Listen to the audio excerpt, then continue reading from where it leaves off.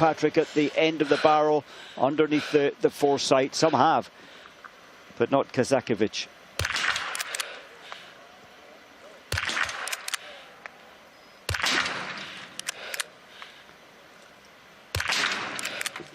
Ooh, it's all starting to go pear-shaped. A penalty loop at least, possibly 4, and that would end Russia's chances. This is just what the Italians wanted to see when they came in.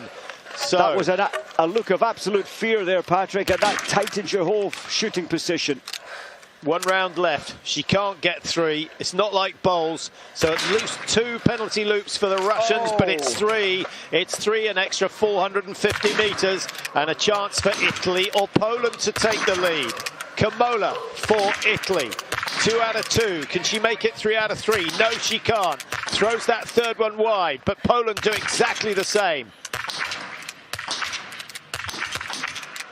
So the leaders putting each other off, and suddenly France with Paula Botte, well, they had a chance. Is it the Czechs who are going to take it? No. Mistakes coming thick and fast in this women's relay now. A chance maybe for America to take the lead. Deirdre Irwin yet to get one of her targets down.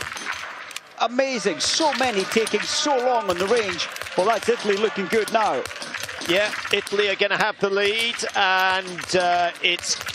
Well, it could be at least 20 seconds, because Russia are still on the penalty loop. 2 loops completed, just starting their last one now. Poland break to the right. Out come, is this the Czech Republic? Yep. It is. Davidova, now the favourite to be in the lead at the exchange. And suddenly, Norway come out of nowhere, absolutely nowhere. And Ida Lien has worked her magic coming in. She came into the shoot. What was she? 1:23 off the leaders, down in 10th place. Suddenly, she finds herself back up in the top 3.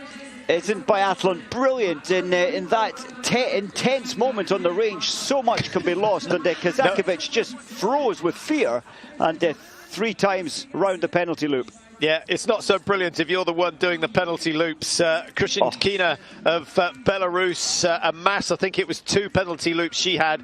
I didn't see another dash, so I hope she avoided 3. But Belarus, remember, who were leading earlier on, they've fallen by the wayside. The Russians have dropped right down the order with that last shoot. I was so impressed with Samuela Kamola. There she is. To come in bravely. Yes, it wasn't easy. She did have to use spare rounds, but she managed to get them down.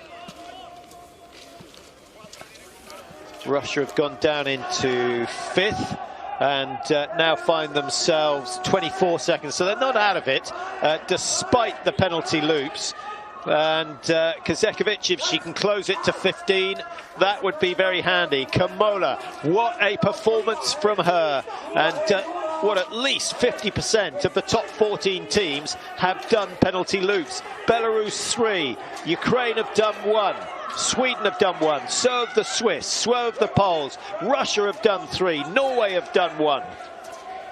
And Norway into the range for that stand shoot. Ida Lien in the 9th position, exit only 11 seconds behind, all the way up into 3rd.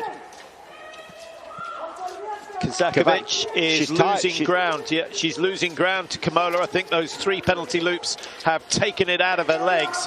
It's a clockwise loop, so it's the inside leg that suffers, isn't it, Mike? The one that takes your weight. It's surprising, especially at 3 penalty loops. You absolutely feel it. And well, the distance, 450 meters in the stadium prior to coming out into the hills around the valley. No wonder Kazakovic is losing time.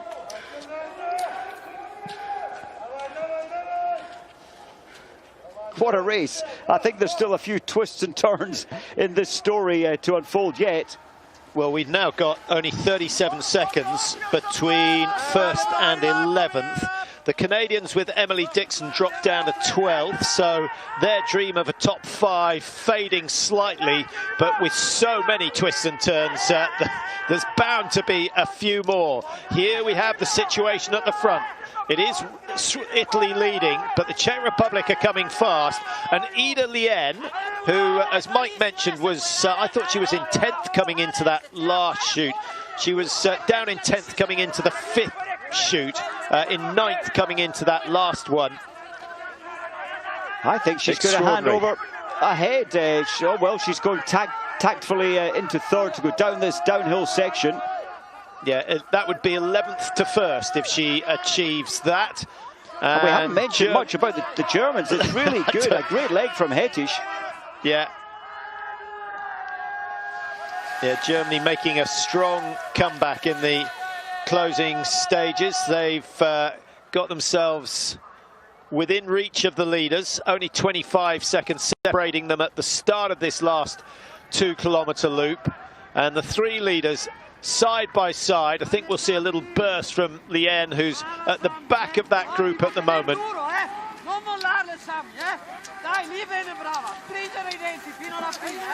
Davidova, the better skier amongst this trio.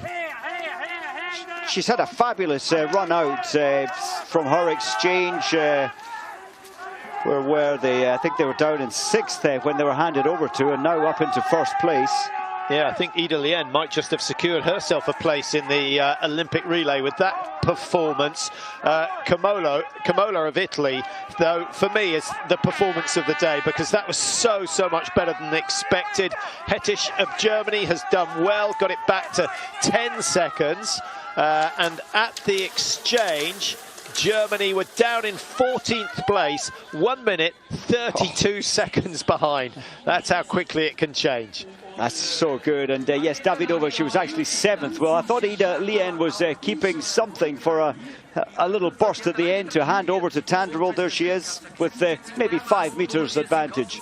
I don't think Tandrevold will be mentally prepared for this, Mike. She must have thought she was going to be down in around 10th or 11th when she started her leg. And here she is going out of the stadium in 1st. She's a really accomplished athlete, Tandrevold. So it's Tandrevold for Norway. The Czech Republic relying now on Lucy Shvatova, who's no slouch, certainly. Italy, they played their trump cards, but Federica Sanfilippo is on the last leg for them. And at the moment, they head their great rivals, the Germans. Kebinger, she's not the best for Germany, the best anchor leg, very inexperienced at World Cup. It's her ski speed, I think, which may let her down. Yeah, she shoots well in the prone. We've not seen a lot of her, to be honest, Mike, but nice to see her getting a chance, a run out here. She's only 24. She raced in Ruhpolding, shot 0-0 in the sprint.